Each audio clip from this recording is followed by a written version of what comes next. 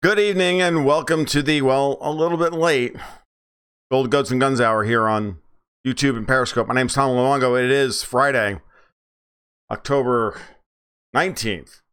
Whew. Work from home sometimes. 2018. Hope everybody's having a great day. I got a lot of things I want to talk about tonight. Even though I almost forgot that it was Friday night. And it's funny, I was doing this and I'm like watching TV with my wife and I'm like, check my phone, I'm like, uh-oh, it's 9 o'clock. What am I doing sitting in front of the television set? Reminded of that line from Patton where he meets with Montgomery in Sicily and don't smirk, Patton, I shan't kiss you. That's a shame, General, because I shaved extra close this morning in anticipation of getting slapped by you. Well, I shaved this afternoon in anticipation of the live stream, and, well, you know.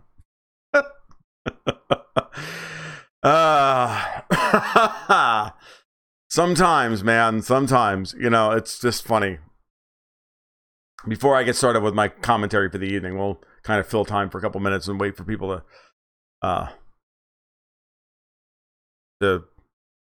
file on in.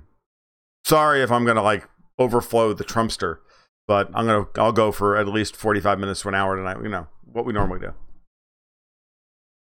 So yeah, I spent most of the afternoon watching Vladimir Putin at Valdai, the Valdai Economic Forum earlier this week, and it's funny. Whenever Putin does one of these, and he does an annual 3-hour Q&A on Russia, on like, you know, Russia One, whatever, annually for the First People, right? Takes questions from all over. It used to be a very informal thing. Now it's a huge production and all of that. I am not on Halsey tonight, not that I know of, unless Halsey's like scheduled me for something I don't know about. So not that I know of. So but he does that every year, and he's now also does a Q&A at Valdai during the plenary session at Valdai, which is also very, very interesting. And so I spent most of today catching up with that and watching it, and I got about 2.5 hours in. I didn't watch the last 20 minutes. Like at some point I'm like, okay, dude, you actually have to write an article about this. You actually have to, like, you know, put your thoughts on paper about this before, you know, you just like lose the rest of the day. So I got done writing the article this afternoon. I'm like, all right, I'm done. What am I doing now? And it's just at some point just went completely spaced on, I got to do my live stream at 8:30. So, all right. Nice to see that we have a Hungarian in the audience. Good evening, Zoltan. How are you? So, yes, Putin, Valdai.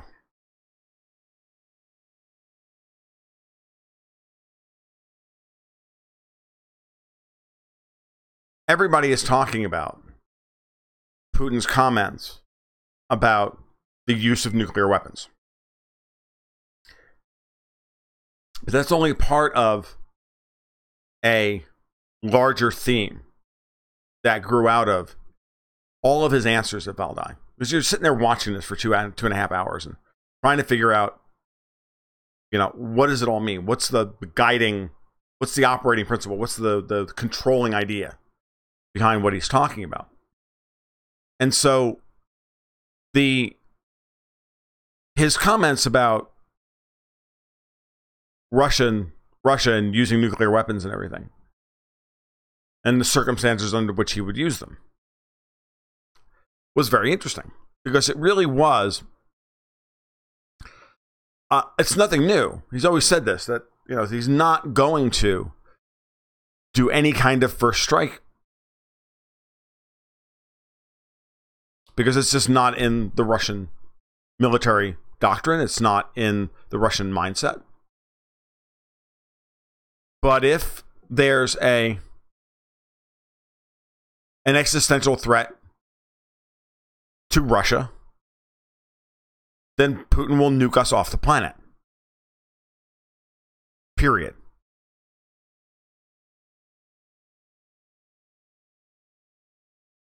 Done. And the crazies in Washington, the Bill Kristols, the laptop bombardiers who work at the Weekly Standard and the National Review, the Thomas Friedmans of the world who are still out there trying to defend Mohammed bin Salman over the Khashoggi murder, which they now admit to. But like the malignant narcissists that they are, they can't actually admit that they just had the guy killed. Oh no, it was a disagreement gone badly. And then you cut up his body?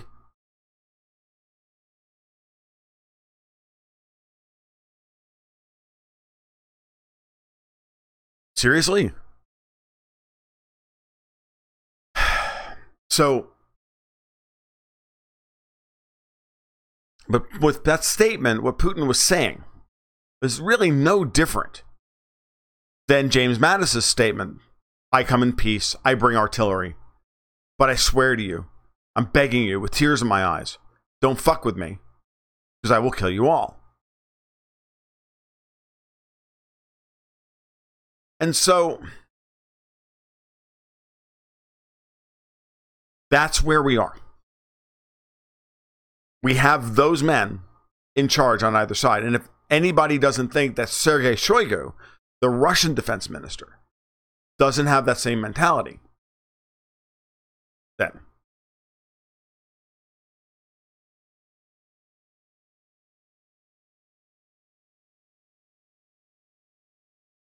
it actually reminds me of an episode of The Americans where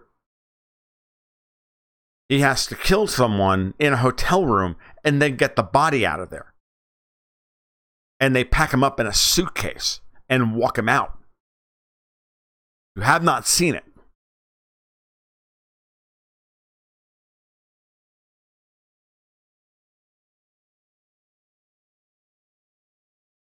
So,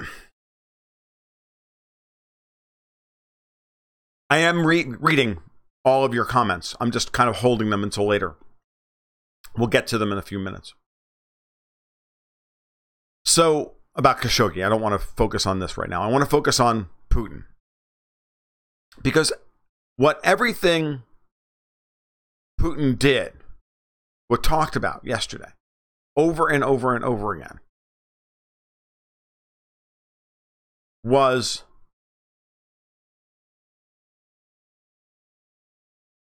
resolve. And it was peace through strength and survival through resolve. We are resolved to survive. And we will do whatever we have to do so. And we do not care whether you like it or not. It was really 2.5 hours of him explaining in bold, no uncertain terms to the United States, and give a shit what we have to say anymore. And he's, in a way, almost sad that it's come to this, because it doesn't need to be this way. And he realizes that Trump's hands are tied. He realizes that the wheels of the bureaucracy in the deep state in the United States churn with or without the president's consent. He's always said this.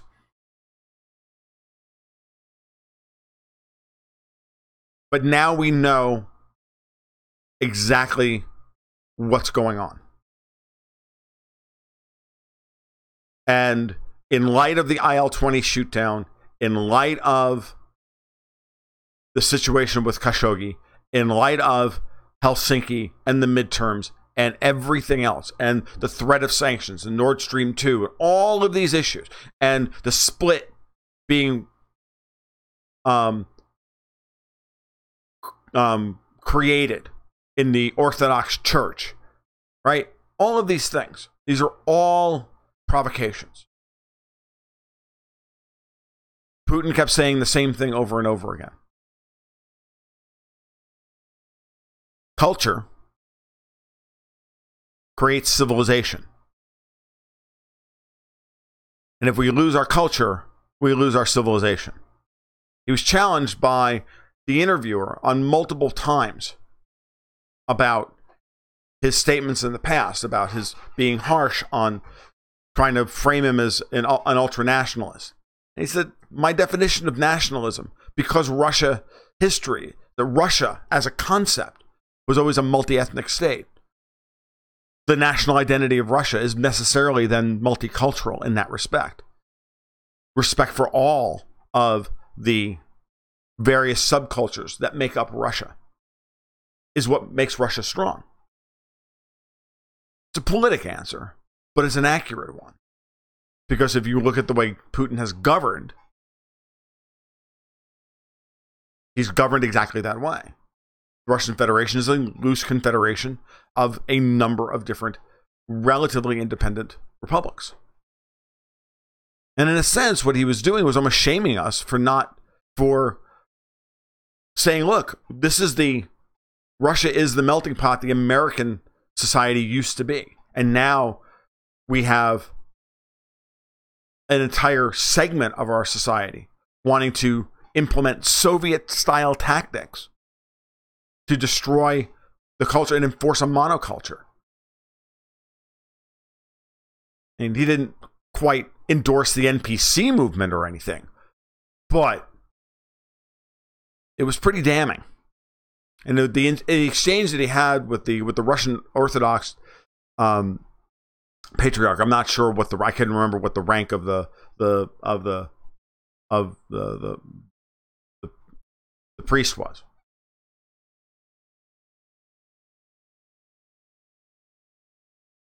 interesting because the priest made it clear. He said that the state can't create or maintain culture, can't dictate culture. That was the word he used. He said the state can't dictate culture.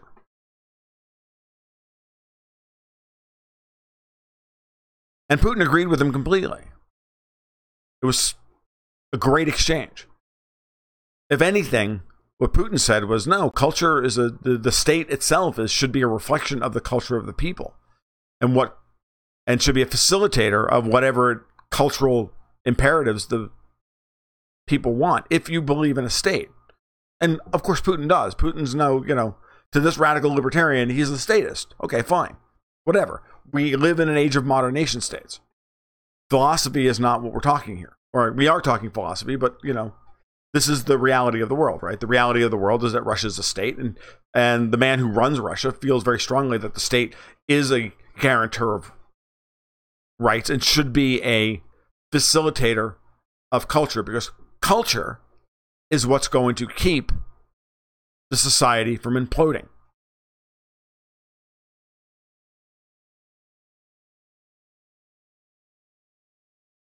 And yes, Liz, I have to take issue with that.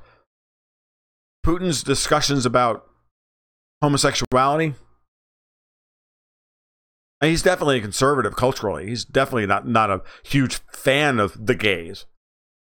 But you're taking that completely out of context, because a lot of those comments were made and have been made in light of the fact that the Russians needed to increase their birth rate in order to stop a population implosion. Just that simple. At a time when the traditional society was breaking down and societal norms were breaking down. It's not that it's not that there's anything wrong with homosexuality, but at the end of the day, we need more babies being born, because that's how Russia's going to survive. The West shamelessly demagogues that.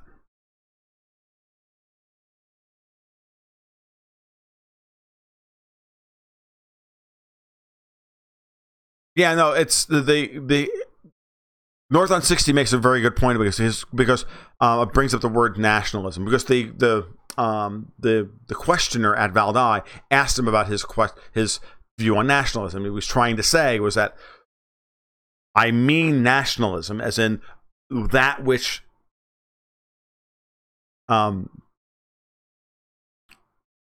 preserves the current Russia and all of the subcultures of that make up Russia, not just the Moscow Russians versus the white Russians versus the Asian Russians versus the European Russians versus the Islamic Russians or whatever, all of them.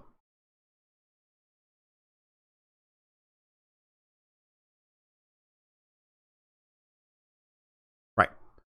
Russian law, North on 60, Russia has laws which prevents LGBTQ propaganda being directed at children. Pretty much that's it. But in the West, that's tantamount to, I don't know, hanging them from a tree. And so watching him at Valdai, the unfortunate part about it is that none of the dim bulbs that run our society or think they run our society watch that at all.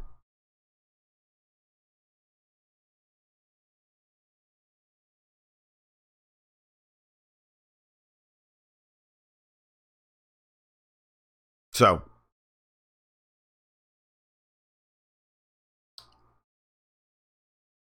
incredibly interesting. Incredibly interesting.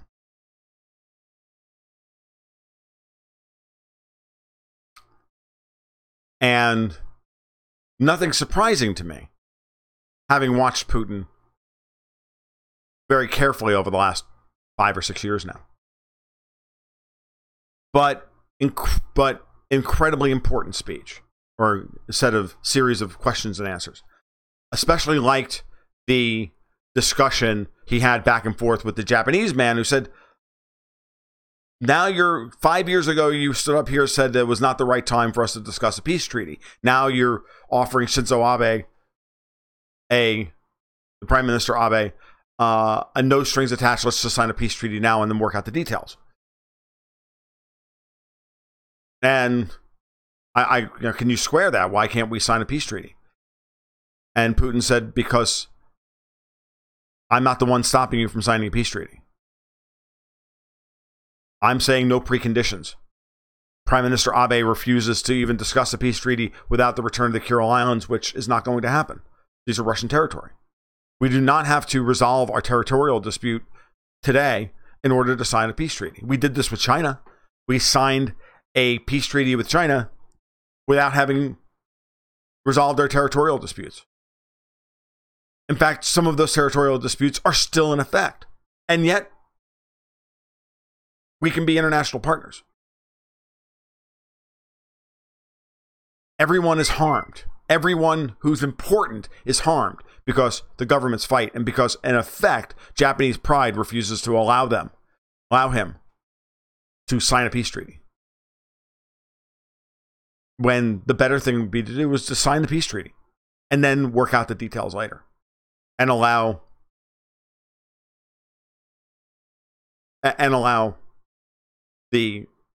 everyone to use those islands and allow Japanese to visit their dead ancestors who died there during World War II. Putin does have children. He has 2 or 3 kids. He's divorced. He has grandchildren.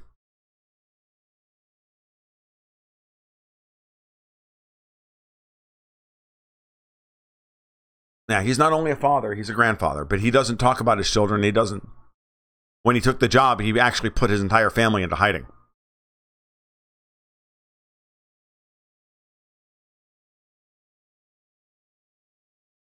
There's any number of ways that they could negotiate the use of the Kuril Islands, but right now, without a peace treaty, nothing can be done. They can't, they can't develop them economically. They can't bring a pipeline across from the Kamchatka Peninsula. They can't do any of the things that needs to be done. So.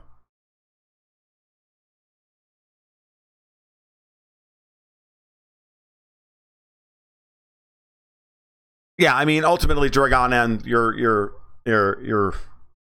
point is well put. I wanted to speak to. I thought the discussions about culture being what will allow Russia to continue to remain independent and free. It's far more than just the weaponry.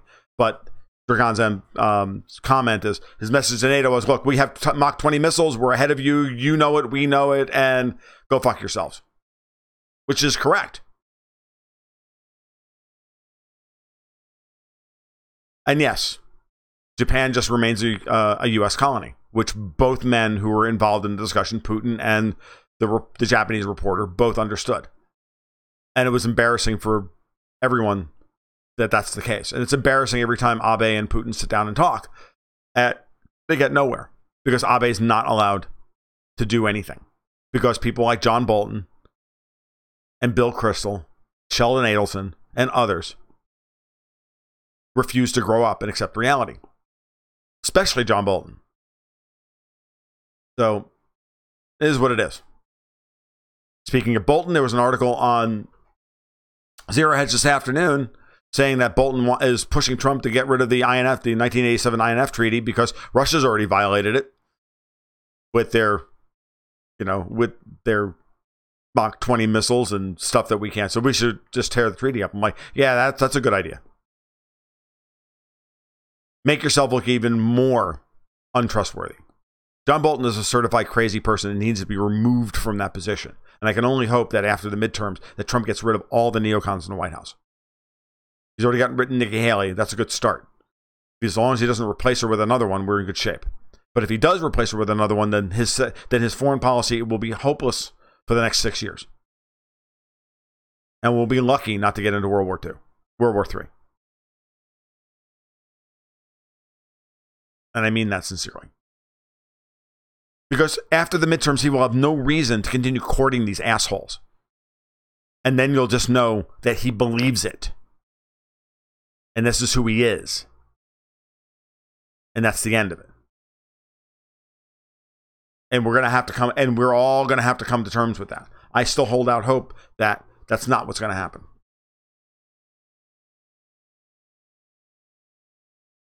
I don't know. That's what I'm hoping for. The U.S. has violated the treaty in every way, manner, shape, and form. We violated every treaty we've ever signed. We don't, whatever. It's irrelevant. It's the height of hypocrisy for Bolton to even be discussing things in these terms. He's so up his own ass. He's such a fucking. The lack of self-reflection on the neocons is the only people who are worse than that are the freaking left.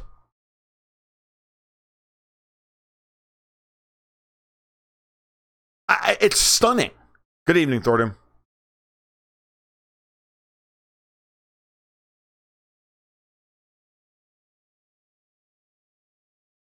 They believe in one thing. They believe in power just like everybody else does. They're all freaking at the end of the day, never forget the neocons are just Marxists. They're just commies. Okay? They're just commies. They were kicked out of Russia and they wound up in Israel and the United States. They're just commies. Ben Shapiro's a commie. Lindsey Graham's a commie. Nikki Haley's a commie. John Bolton's a commie. Bill Kristol's a commie. Okay? Yes, Kelly and Bolton got into a shouting match. I know. We'll find out who actually has the upper hand here. The only good thing about John Bolton is that he hates the UN. The only good thing about him. Nikki Haley got caught on a hot mic, I think, or it show you how inept this woman is. She got caught speaking in public saying, well, I took the job as UN ambassador. I don't even know what the UN does. Yeah, Marxism and plus malignant narcissism, not a good mix. Not a good mix.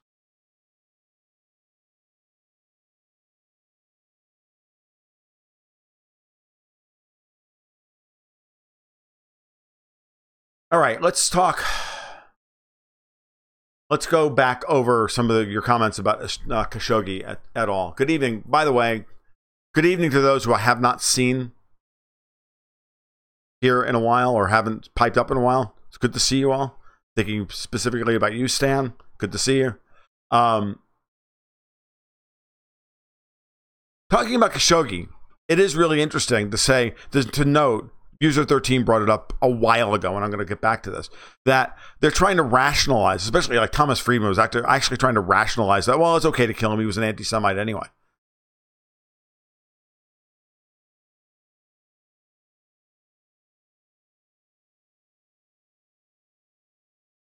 I mean, are you kidding me? This is your argument? I mean, I don't even understand how these people can function the way they do at this point. It doesn't. I mean, I shouldn't be surprised, right? But the Saudis are in serious trouble here, and it's very obvious that the whole operation was to get rid of MBS because they want their satraps back. The CIA and the Davos crowd, they want their satraps back. They want control of the House of Saud. They do not want Donald Trump in charge. The real story was he was killed because he was a perfect flashpoint for this exact operation. He was the perfect patsy. So one of two things happened here. As I said in my article about this, as I said in my article yesterday. Well, no, I haven't written about this. You guys probably haven't read it yet because I don't think it's been published yet. And if it was published, it was published today over Strategic Culture. One of two things happened. Either Khashoggi knew something that he was going to go public with and destroy the Saudis with. Okay? Something about 9/11 probably. And then MBS was then provoked into killing him to shut him up. Or the people who actually killed him were working for somebody else and setting up MBS as the bad guy. And that's very possible.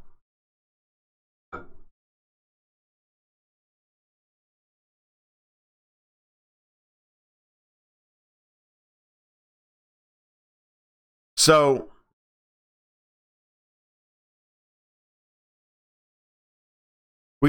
Buck asks the salient question on Periscope. Do we really care that Erdogan kills his journalists? Shouldn't we care more about people like Kate Steiney? Kate Steiney. Yes, we should, but we don't. We only care about these things when it's important from a geostrategic or geopolitical perspective to make Donald Trump look bad or somebody else, or to make somebody look bad in the press. That's important that we can then destroy and crucify on the world stage in order to effect a regime change operation. At the end of the day, this Khashoggi killing is a regime change operation on Saudi Arabia.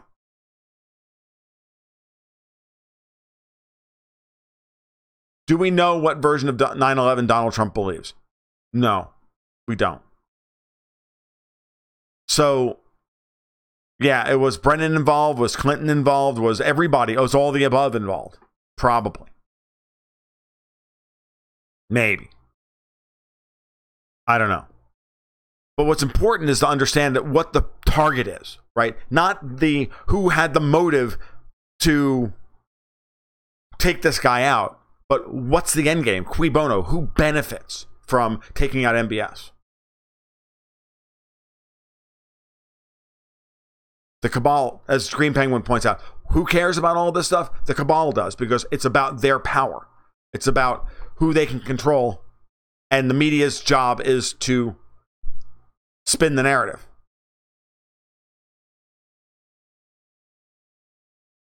So, at the end of the day, you have to ask the question you're asking is, who benefits? Right, the CIA benefits. Right. From the moment this thing started happening, I figured out who this guy was. I'm like, obvious. This is obviously some form of CIA operation. But the problem is that it doesn't look like they're going to put Naif back in charge, right? So the goal would be, if it was the CIA, was to get Naif back in charge, right? But it doesn't look like that's what's going to happen. They're going to go. That King Solomon's going to go even younger, or at least at this point, that's what it looks like. Yeah, I know that Brennan wants MBS out and the old guard back. So now the question is, from Brennan's perspective, he wasn't supposed to rule, but then again, neither was Trump.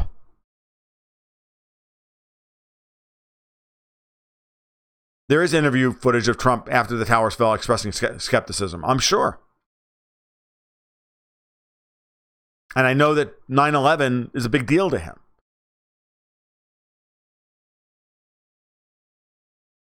You know, I just saw something else today that says that said that Iran was harboring bin Laden for all that time, and that Trump now knows about it, and that's why he's got such a hard on to overthrow Iran. Seems a little convenient to me. It's Tom Paine is floating that idea, right? So I don't know.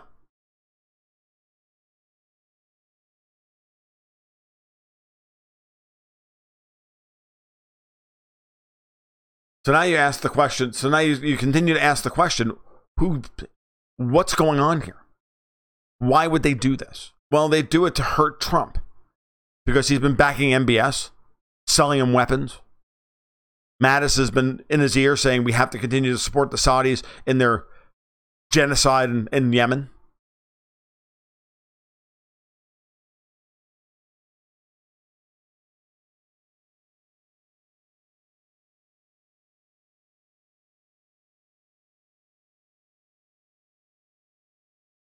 So I don't know.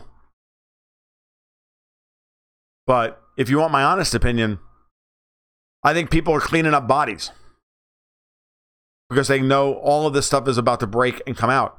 And so, I don't know. It's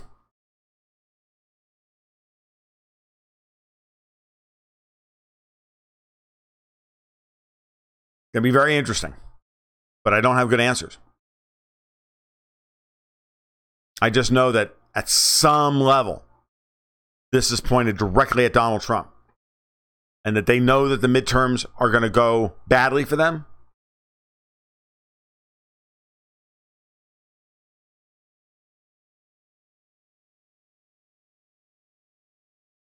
WTM, maybe it's just simple. Khashoggi is part of 9/11 and a potential coup versus MBS, and Trump and MBS send a message by brutal murder. Maybe. I'm not that black-pilled about Trump. MBS, no problem. Trump, not quite buying that. He's been dragged kicking and screaming into too many, into even firing freaking missiles. So, right, Thordoom and Thordoom, what you're laying out, guys, is as I was saying to Jeff Rentz last night. Any one of us can come up with whatever harebrained cockamamie freaking theory we want about this thing, and it would be equally plausible. There's at least 15 different angles to this story. At least.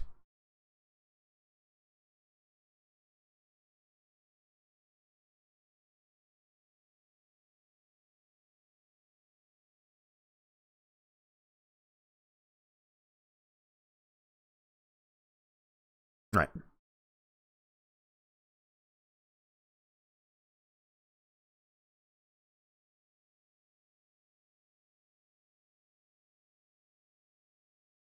We'll talk about Italy in just a minute, Will. Once I'm done. I'm sorry, I was just reading through all the comments because there's all sorts of stuff, flying through the commentary at this point. We do need to discuss Italy, though. So I'm mostly of the opinion that Trump is going to survive this with no problem. That this really can't hurt him because at the end of the day, most people don't even care, right? The media is trying to turn this into something, in some way of creating national outrage over this. When at the end of the day, no one wants us to be staying in bed with the Saudis anyway. So it's all a good thing in the end, right? At the end of the day, it's all good. Trump is going to have to give up, the linchpin to his ruinous so far foreign policy, which is to unreservedly back Israel and Saudi Arabia, who've then gone run roughshod over the entire region because his generals won't get our troops out of harm's way. I don't think Trump would give a shit one way or the other if Saudi Arabia and Israel wanted to go off half cocked. But with our guys in the way, that's the only way they're going to do it. Anybody notice that since S-300s have made their way into Syria, not one Israeli plane has flown?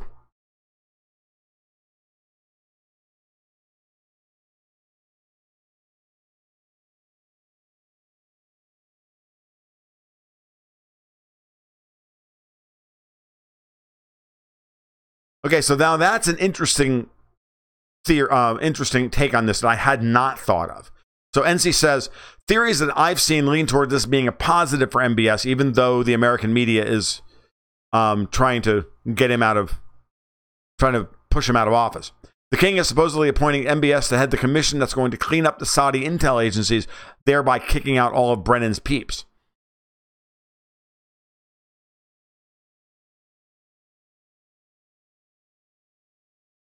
I don't know. We'll see. At the end of the day, I just don't think that any of this really makes Donald Trump look bad.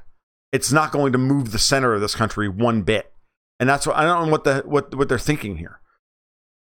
But if this is all they've got, murdering some Muslim Brotherhood journalist, please. Though Jeff Rentz brought up to me last night that the Washington Post was, had Jeff Bezos saying that Trump is the most honest president we've ever had. Why is the Washington Post now all of a sudden blowing smoke up Trump's ass?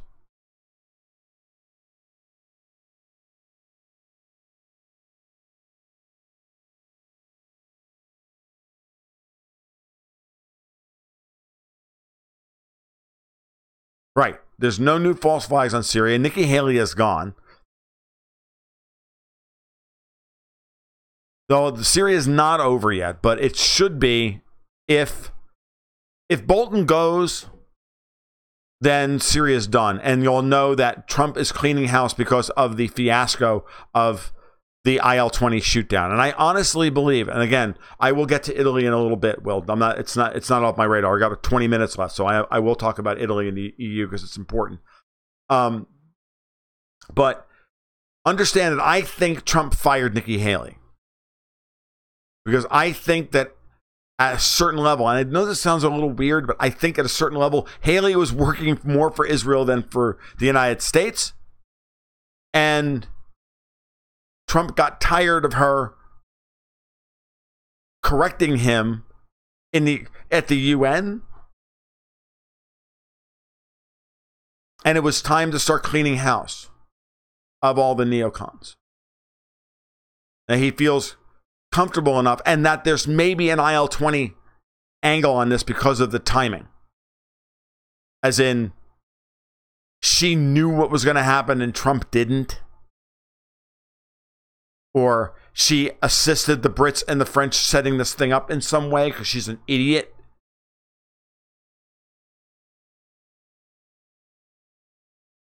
So I think he fired her. Because I think this is all what we're starting to see now. It's all fallout from the mistake that the Brits and the French and the Israelis cooked up in order to try and get NATO to force Trump's hand and reinvade in Syria.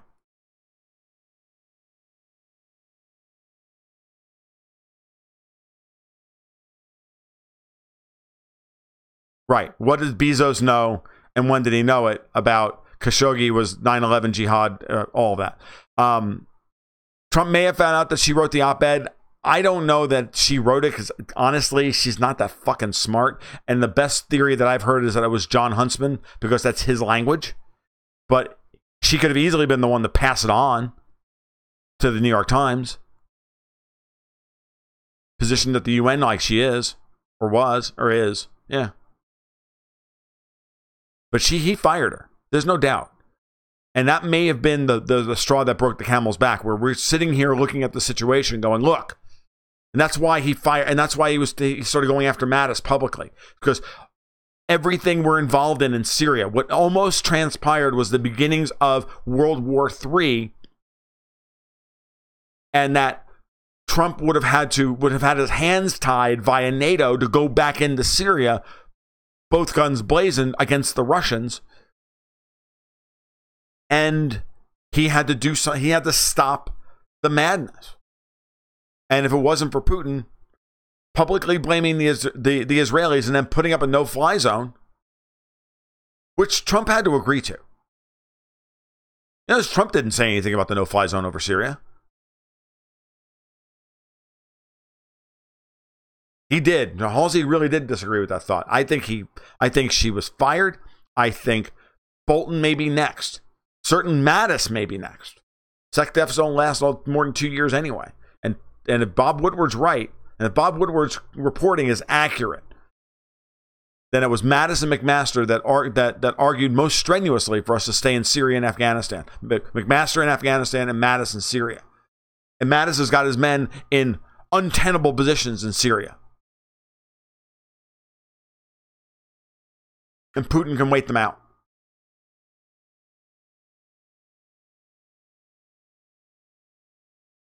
So, none of this surprises me.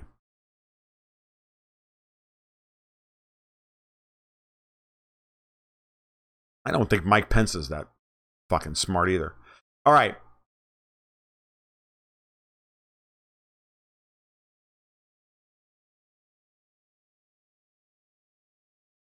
Juan Isaac's asking about the Russian Orthodox Church and the Constantinople split and how that affects Russia, Turkish and Iranian and Ukrainian ties.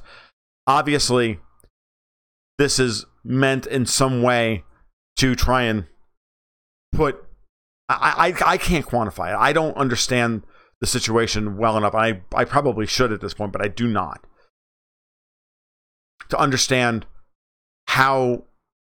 I've tried reading like 2 or 3. I've tried reading Russian sources on this. I've tried reading on to get an understanding of what's going on here, and I really can't. But in trying to split the Orthodox Church and Constantinople trying to effectively become first among equals, is a dangerous provocation. Effectively. And I'm sure that the Americans are behind it, trying to split the Russians and the Turks up at this point. Again, these are things that, look at the amount of damage they're trying to do to major institutions in order to gain the smallest of victory. I mean, none of these are real victories in the end of the day, and they're doing irreparable damage or doing tremendous institutional damage.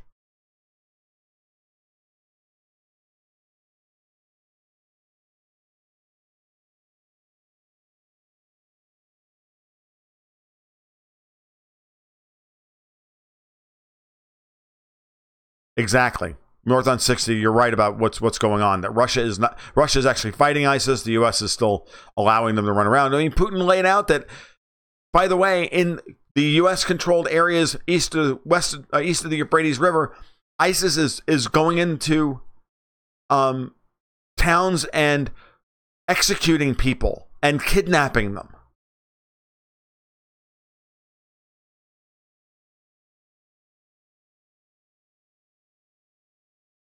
Right.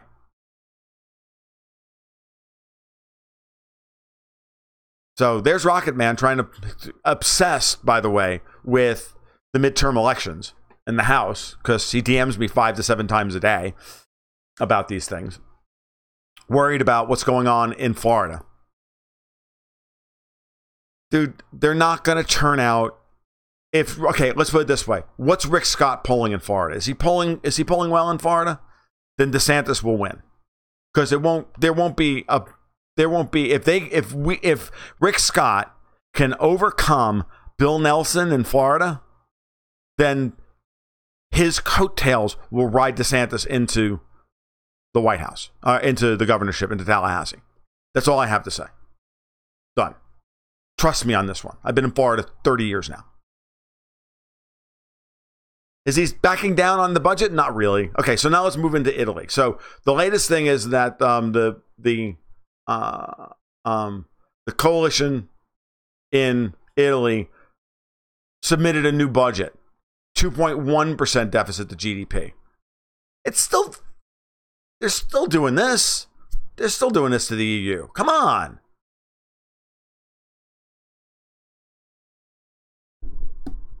They're still doing this.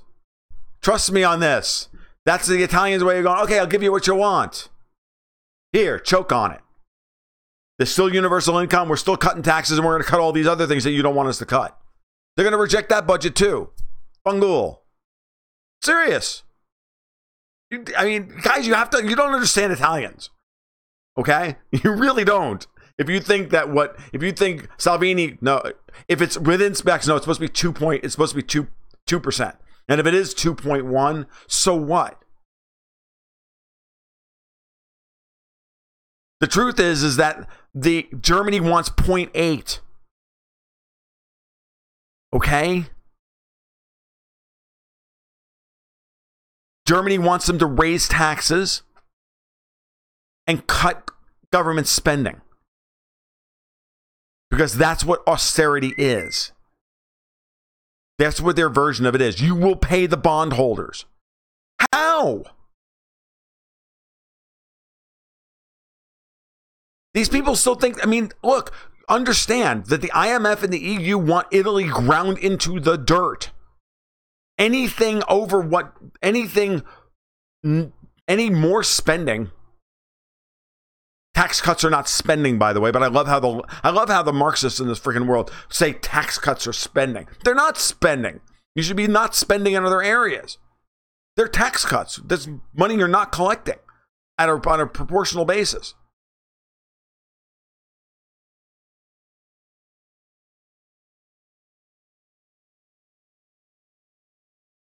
So, thank you guys in the comments, by the way, for trying to help me understand the politics of the Orthodox Church, because I do appreciate it. So the back and forth all week is going to be them continuing to fight on this, but you can see in Brexit negotiations how the EU is going to react. Every time May concedes on something, the EU moves the goalposts again. It's going to be the same thing. I mean, these guys are loan sharks.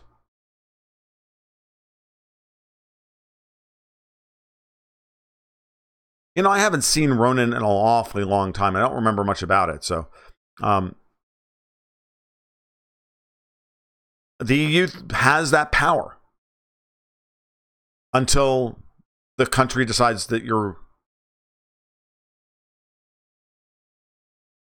Yes. The EU reserves that right. It's why the EU is tyrannical, and it's why it needs to fucking go away. Just that simple. But it's not going to go away without a fight.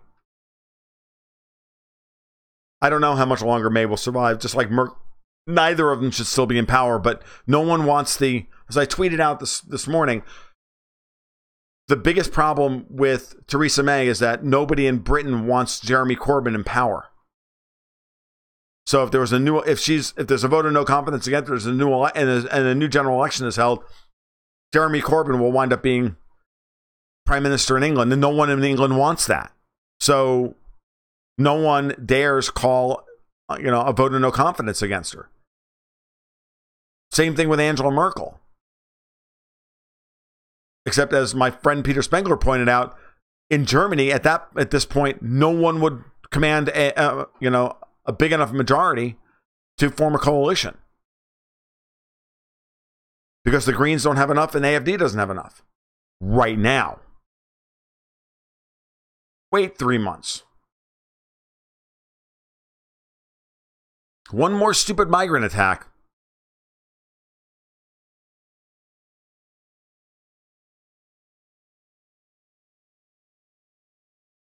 Right. So, one more migrant attack in Germany. Merkel's getting booed off stages.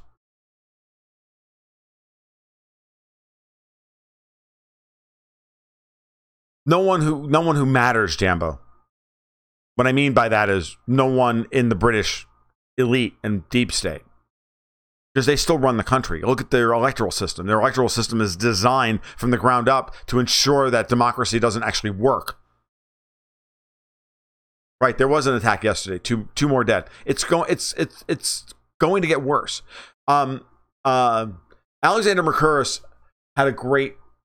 I don't know if you've been watching the stuff that Duran's been putting out, but actually the interviews between the interviews that Mercouris does with Alexander Cristoforo, they're pretty good, actually, especially when it comes to Merkel in Germany.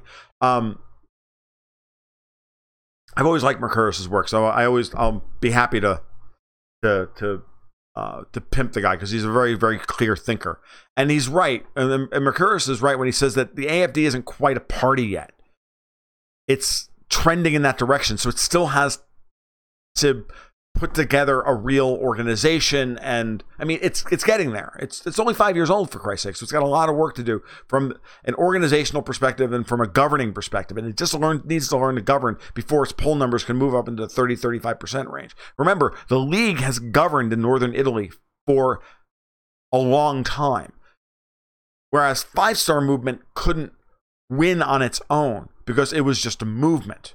So there you go. You do know that Peter Lavelle is one of the is the major players behind the Durin, right? FYI. So,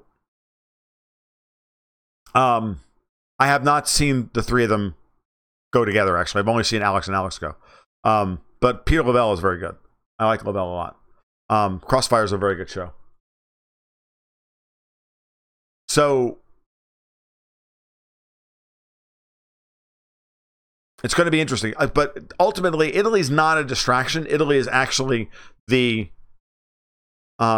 ground zero for what's going to happen long term, or really medium term, or next 2 weeks from now, after the midterm elections, when the Republicans maintain the control of the House and the Senate. All of a sudden, all the institutional money that's currently scared shitless of the Democrats getting in charge again are going to go, oh, Trump's in charge. Everything's good. We have stability here in the United States. And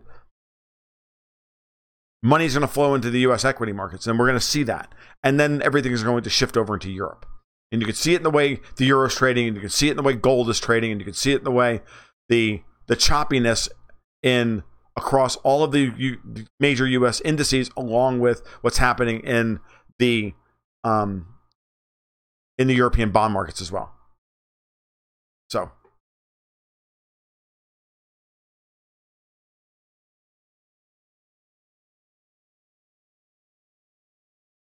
Oh, I haven't seen Peter Lavelle when he's on the Durin. I'm going to have to look that up now.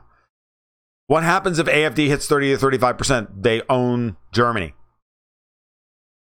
Then the smaller center-right parties like the CSU and the Free Democrats and whatnot, they're going to be able to... They're going to have to knuckle under and form a coalition with them.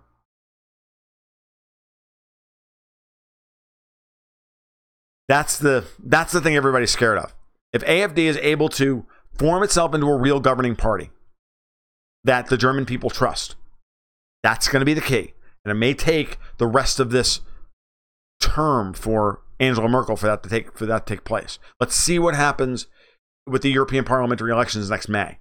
We've also got a couple more state elections coming up. There's another one coming up in not this weekend, but next week on the 28th. There's another state election. Is it Rhineland or... And that should be more interesting, right? Because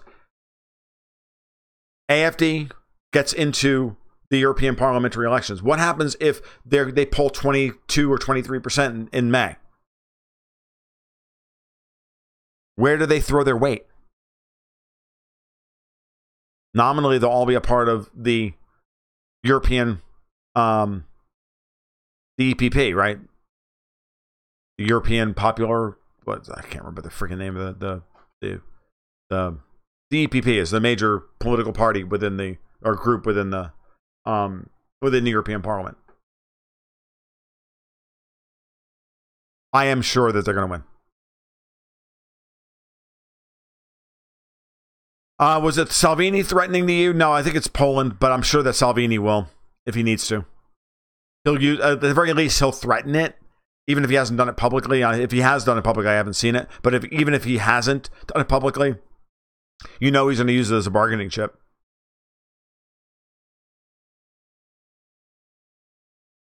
But Thordum's question about AFD getting to a point where they could be in charge, that would end European Union sanctions on Russia. That would change everything. That's what everybody's scared of. And that's why I've been saying for 6 months that AFD has to get the experience underneath them. They have to form themselves into a real party with a platform, not just as an opposition or protest vote. They have to be a real party. They have to stand for something. They can't just be anti-Merkel. You have to stand for something. People want to vote for things, not against things. It's like, why these midterms have to be a referendum on yes to Trump as opposed to no to Hillary. That's the important part. That's my talk for tomorrow. Cool. I now know what I'm going to write about tomorrow. There's 800 words right there. I need to do that one. All right. So people have been asking me, we got about 3 or 4 minutes left. People have been asking me what I'm going to do on election night. Whether or not I'm going to sit here and like live stream or whatever. I think that would be kind of silly to do that, frankly. And it would be a crazy waste of my bandwidth, to be honest with you. And I don't think my wife would stand for it, certainly not on a Tuesday night. But I could see it being a Tuesday night, popping in after Camille goes to bed somewhere between 10 and 10:30 and start looking at election results. That could be fun. And I think we could do that. If you guys want to do that, let me know in the comments, and we'll talk about that. Or, between now and then, send me a DM on Twitter or whatever. I'd be happy to do that. Because I think I'm going to want to do something like that anyway. I'm sure I periscoped the night of the election anyway. So 2 years ago. So we should do something this time. So I think that's about